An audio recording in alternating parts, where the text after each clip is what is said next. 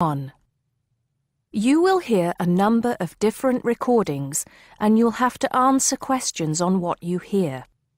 There'll be time for you to read the instructions and questions and you'll have a chance to check your work. All the recordings will be played once only. The test is in 4 sections. At the end of the test, you'll be given 10 minutes to transfer your answers to an answer sheet. Now turn to Section 1. Section 1. You'll hear a head teacher and a teacher discussing a school camping trip. First, you have some time to look at questions 1 to 5.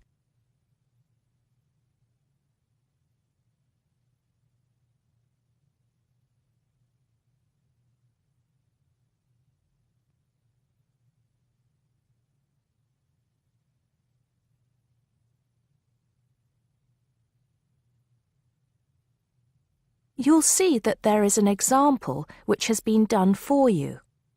On this occasion only, the conversation relating to this will be played first. Good morning, Mr. Thompson. Can I speak to you for a moment? Of course, Jamie. Come in. Have a seat. I've just finished looking through the reports for this term. It looks like the pupils are doing very well. Mr. Thompson says he's just finished looking through the reports, so B has been circled. Now we shall begin. You should answer the questions as you listen because you will not hear the recording a second time. Listen carefully and answer questions 1 to 5. Good morning, Mr. Thompson. Can I speak to you for a moment? Of course, Jamie. Come in. Have a seat. I've just finished looking through the reports for this term. It looks like the pupils are doing very well. Yes, I think they are. It's all going fine. So, Jamie, what's on your mind? Well, I've been thinking about next month's camping trip, the one for Year 10. Yes, we've got it scheduled for the 23rd to the 26th, if I'm not mistaken. Actually, I think it's the 24th to the 27th. Let's just check. Oh, right. Yes, you're right. So... Well, I've been thinking about how we might possibly make this year's event even better than last year's. Not that last year's wasn't great, but... Suggestions for improvement are always welcome, Jamie. So, what have you been thinking about? Well, to tell the truth, I wasn't completely happy with the camp we used last year. It was rather small, and I didn't feel that the grounds were particularly well kept. Go on. I did some searching, and I think I found the perfect spot. It's called Shepton Meadows, and... Is that the campsite in the Lake District? No, actually it's just outside Carlisle. It's a huge site, and it's on a lovely lake, Lake Brant, I believe it's called. Half the site is forested, and the rest, the actual camping area, is grassy. For kids that rarely get to see anything more than concrete, it's ideal. And the facilities are amazing.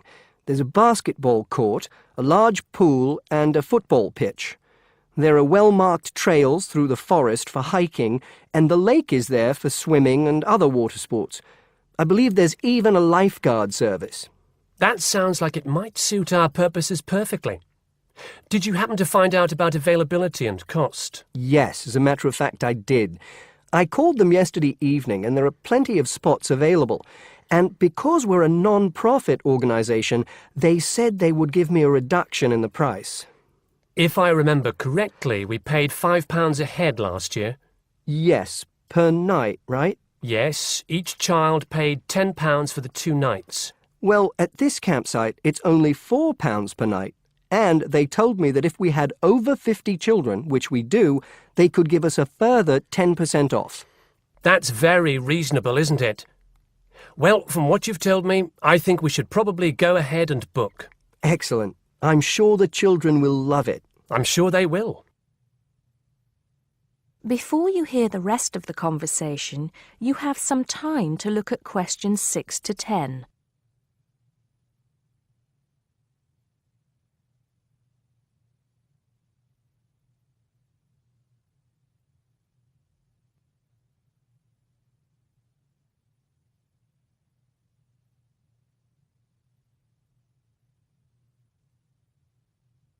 Now listen and answer questions 6 to 10. Now, Jamie, have you given any thought to an itinerary by any chance? As a matter of fact, I have. Wait 1 second. Yes, here it is. I've made a few notes. Okay, so, now, these are just ideas, of course. Yes, go on. Let's hear what you've got. Right. We time it so that we arrive at the camp around 7 on Friday evening. It'll still be light then, and we'll have plenty of time to set up camp and get ourselves settled in. At 8, we could have a barbecue, hamburgers and hot dogs, something that's nice and easy to prepare. And that children love. Yes. Then, lights out would be at 9:30, so the children will get a good night's sleep and be up bright and early at 7 on Saturday morning. Breakfast would be at 7:30, an hour's hiking from 8 till 9, and then a couple of hours at the lake. That would take us up to 11. I think that an hour of free time would then be in order. Let them have a chance to explore a bit on their own, Yes, great idea.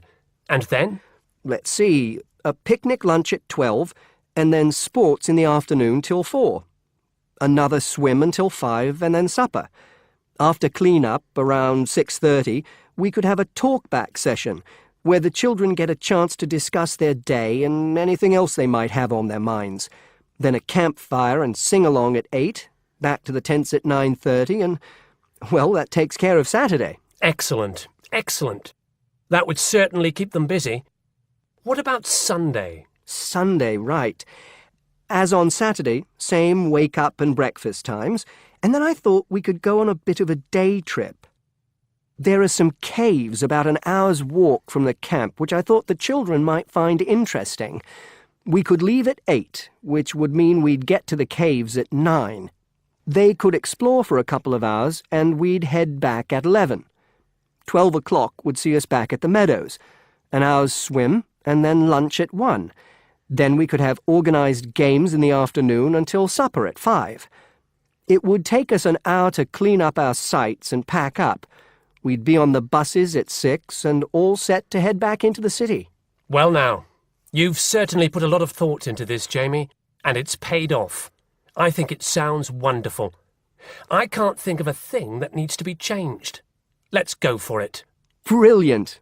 I'll get the itinerary printed up and put it up on the notice board this afternoon. That is the end of section 1. You now have half a minute to check your answers.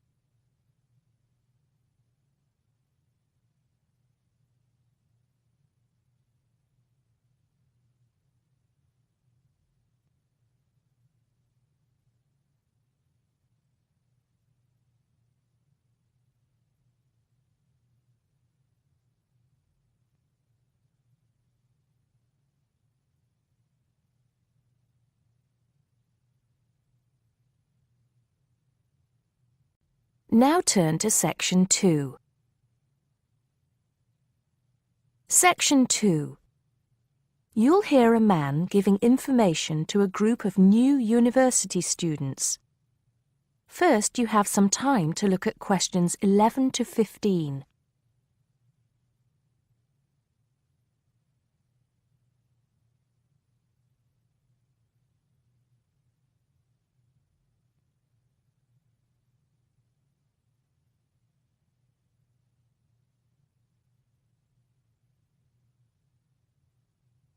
Now listen carefully and answer questions 11 to 15. Good morning, University of Radstock students, and thank you for coming out today. As some of you may already know, my name is Scott Barnes, and I am the director of the Student Services Office here at the university. I'm here today to give you some information about what Student Services has to offer you. To begin with, let me just say that I feel that our office will play an important role in the way that all of you will experience your time here at Radstock as students. Primarily, our center is geared towards providing answers to any questions you may have. Because all of our reception staff are currently enrolled as students at Radstock, we feel that we're in an excellent position to deal with any issues you may face during your time here at the university. As I said earlier, the Student Services Office is mainly a place where you can have your queries answered. However, the office is more than that. For example, if you come and visit us, you can pick up your student discount cards. Now, with these cards, which come at no additional cost to you, you can take advantage of reductions of up to 40% on all forms of public transport in the city. In addition, the cards are honored at many shops and restaurants in the area, giving you the chance to save up to 35% off food, beverages, and other purchases. Our office is also the place you should visit if you would like to get involved in any of the 30 different clubs and societies available at Radstock. Come in any time between 10 and 3 on weekdays and sign up to become a member of the university choir or orchestra, the drama or debating club, the university trivia team. The list goes on and on. For new students, I cannot stress enough how vital it is to participate in the non-academic side of university life. Yes, we are here to work hard and do our best at our studies, but student life is also about having fun and meeting like-minded people. So, bearing that in mind, make sure that you get involved and enjoy yourselves. Before you hear the rest of the talk, you have some time to look at questions 16 to 20.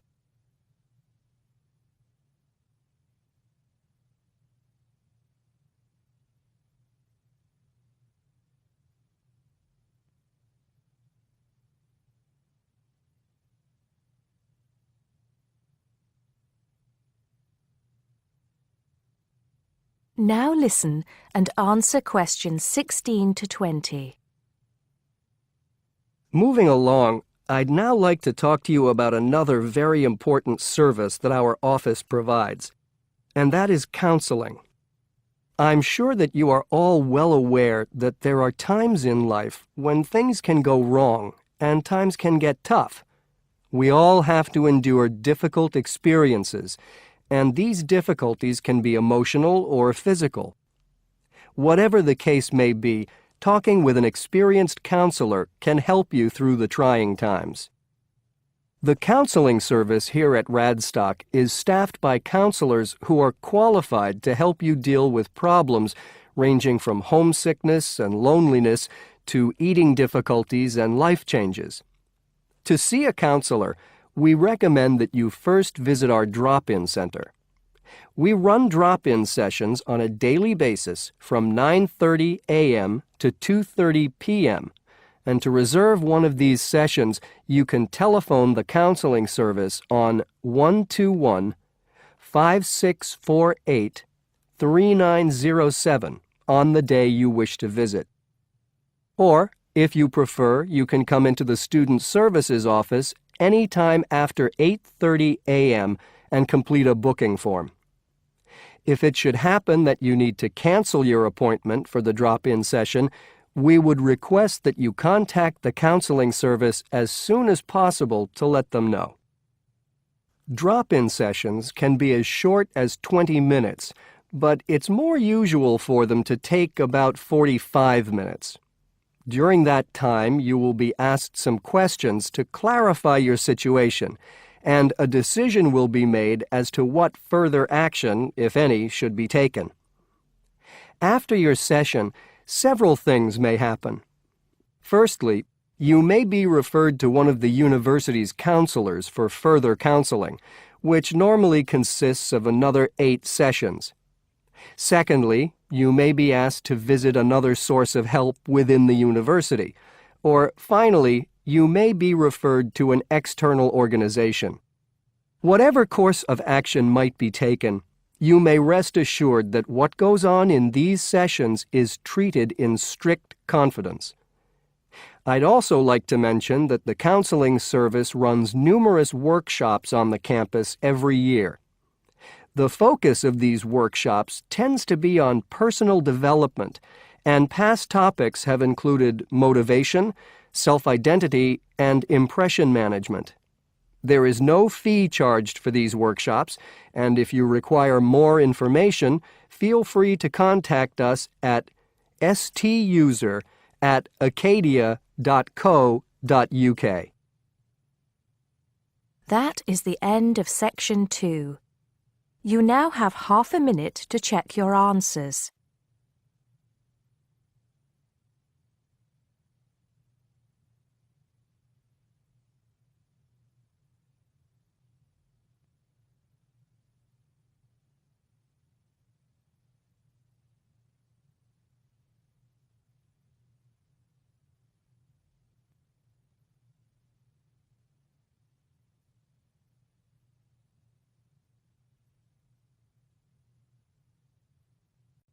Now turn to Section 3. Section 3. You'll hear a tutor and a student talking about the history of the scientific method. First, you have some time to look at questions 21 to 25.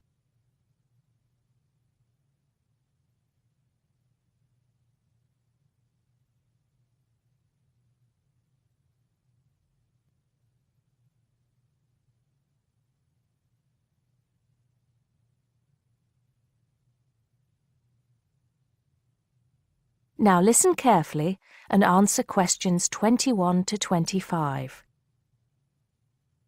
Hello, Simon. Come in. Take a seat. Now, I wanted to talk to you about your assignment. Yes, the one on the scientific method. That's right. I just wanted to see how you were getting on. Well, I think it's fine. I mean, I haven't done a huge amount of work on it because I've been working on other things. But what I've read so far seems fine. How many of the references that I gave you have you managed to get hold of? Not too many, I'm afraid. It seems that everyone else is working on the same things at the same time. And every time I look, the books are checked out from the library. Right. Well, I think that we can go over the main ground together now. That way, even if you don't manage to go through all the references in detail, you'll still have an overview. What has helped you most so far?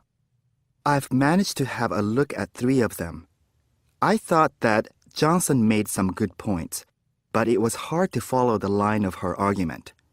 Bradman was simple and straightforward, and I felt as if I got a lot out of that. I wish I could say the same for Whittaker. To be honest, I didn't get very far with that. Okay, that's more or less what I'd expect. So tell me, what have you learned so far about the role of the Egyptians and the Babylonians? Yes. Well, there's evidence that the basic components of the scientific method, examination, diagnosis, treatment, and prognosis, were being used in the early 1600s BC, especially in the treatment of certain illness. Good. Yes, that's right. And the point, of course, is that that represented a considerable advance over relatively simple, non-empirical approaches, which usually attributed anything unknown to the actions of the gods, etc. Of course, the Egyptians and Babylonians did this as well, but what we see emerging here is a willingness to base opinion on systematic study of the real world, which is at the root of the scientific method. I see. Right, yes. And then that reappears later. Yes, although don't get carried away with the idea that it was a simple process of development. By the time we get to ancient Greece, let's take the period towards the middle of the 5th century BC, the rules governing the scientific method were practiced on a widespread scale, but there were still many people who believed that real truth could only be acquired by pure rational thought. Plato, of course, had a great influence on the development of the scientific method during this period. Through his academy. That's right. But then, as we know, a great deal of understanding of the scientific method disappeared as the old world order collapsed. It wasn't until the Middle Ages, sometime before the 11th century, that several versions of the scientific method emerged from the medieval Muslim world, all of which stressed the importance of experimentation in science. Right. I think I've got the historical timeline. Before you hear the rest of the conversation, you have some time to look at questions 26 to 30.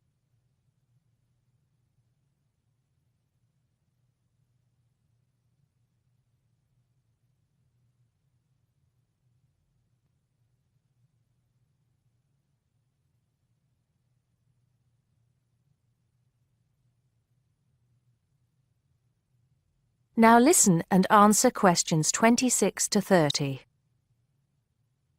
The other thing I'm struggling with slightly is actually pinning down precisely what we mean by the scientific method. I wonder if you could give me some pointers on that. Sure. Well, it's best to think of the scientific method as a series of steps in a process which allows us to find answers to questions about the world around us. So the first step is to identify the problem. What is it that you want to know or explain? And then I think the next step is designing an experiment. But you can't design an experiment unless you know what you want your experiment to tell you. Oh, yes. You need to form a hypothesis to be tested before you design the experiment. So there's a very clear relationship between hypothesis and experiment. Having designed the experiment, then of course you go on to carry out the experiment. The particular procedure you follow, the protocol, will differ from experiment to experiment, but the underlying principle is the same. You analyze the data from the experiment in order to confirm or disprove your hypothesis. Assuming the experiment is accurate. Oh yes, if there's anything unusual about the data, or if the results are at all surprising, then you need to ask yourself whether the experiment could be flawed and whether the data could be unreliable. If the answer is yes, then it may be necessary to modify the experiment and go through the process again. So, once you have reliable, valid results, Then the final step is to communicate them. The wider scientific community needs to know about the results, and publication in journals is the accepted way. okay, I think I've got the basics. It's going to get more complicated as we begin to look at some people who have criticized the scientific method. So you need to make sure that you understand things up to this point. Let me know if you have any further problems with it. That is the end of section 3. You now have half a minute to check your answers.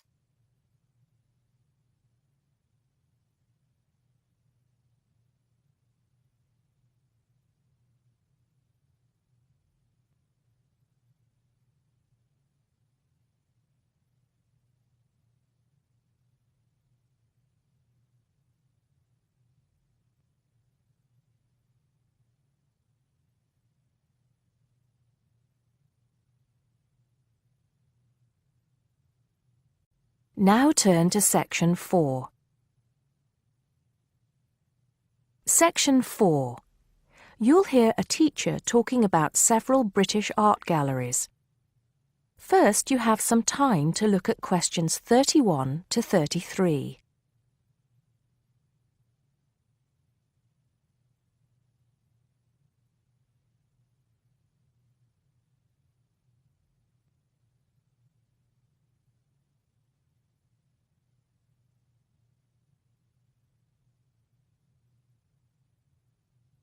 Now listen carefully and answer questions 31 to 33. Good afternoon. Welcome to the first class of V100 Art and History.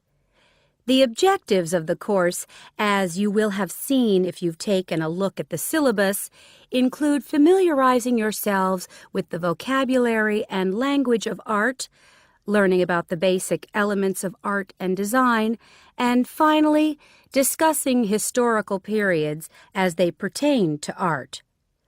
The course will also give you the opportunity to visit some of the many galleries and museums that Britain has to offer. So, having said that, I'd like to spend the rest of today's class talking about 4 of the more important galleries that we will be visiting in the coming year. As most of you already know, or at least I hope most of you know, there are 4 Tate galleries in all. To begin, I'd like to tell you a little bit about the Tate Modern. Tate Modern is located in a very busy part of London called the South Bank. It's close to 2 world-renowned tourist attractions, St. Paul's Cathedral and Shakespeare's Globe Theatre. Now, interestingly enough, Tate Modern is housed in what was a power station built in several stages between 1947 and 1963. It was closed down in 1981 and reopened as a gallery in the year 2000. Tate Modern consists of 5 levels, with the Tate collection being shown on the 3rd and 5th levels. On level 2, the works of contemporary artists are exhibited, while level 4 is used for holding large temporary exhibitions. Since this museum opened, it has become a popular spot for both Londoners and tourists alike. And believe it or not, it doesn't cost anything to get in to see the collection displays. Before you hear the rest of the talk, you have some time to look at questions 34 to 40.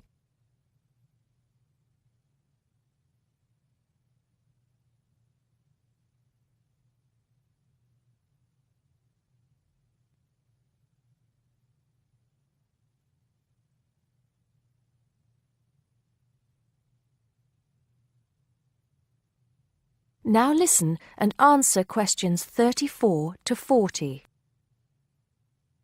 Now, the second gallery I'd like to talk about is Tate St. Ives, which is in Cornwall. It was built on the site of a gasworks, and it overlooks Porthmeor Beach. Tate St. Ives is housed in a 3-story building that was designed by the architects Evans and Shalliff. It was established in 1993, 7 years before Tate Modern was opened, and the gallery exhibits the works of modern British artists, including members of the St. Ives School, a group of artists living and working in the area from the 30s onwards. In later lectures, we'll be looking at the work of some of the artists who belong to that group and the ways in which they influenced each other. Okay, am I going too fast for any of you? No? Good. Next, I want to talk about Tate Britain, which is a gorgeous gallery situated right in the heart of Westminster. Tate Britain was the first of the 4 Tate galleries to open, and it was established in 1897. It was built on the site of an old prison, and when it first opened its doors, it was called the National Gallery of British Art. Later, it became known as the Tate Gallery, after the man who founded it, Sir Henry Tate. During its lifetime, Tate Britain has been damaged twice, once by floodwaters from the River Thames, and once by bombings during World War II. This gallery has an interesting range of exhibitions of historic and modern art from 1500 up to the present day. Now, the last gallery I'd like to tell you about is called Tate Liverpool. It's not hard to figure out where this gallery is located, is it? It was opened in 1988 to exhibit displays from the Tate collection, and it also has a program of temporary exhibitions. Tate Liverpool is housed in what was once a warehouse, and for some years it was one of the biggest galleries of modern and contemporary art in the UK. Well, that's a brief overview of just a few of the galleries we'll be visiting. I'd like now to look in a little more detail at what you can expect to see in each of these galleries, starting with Tate Britain. That is the end of section 4. You now have half a minute to check your answers.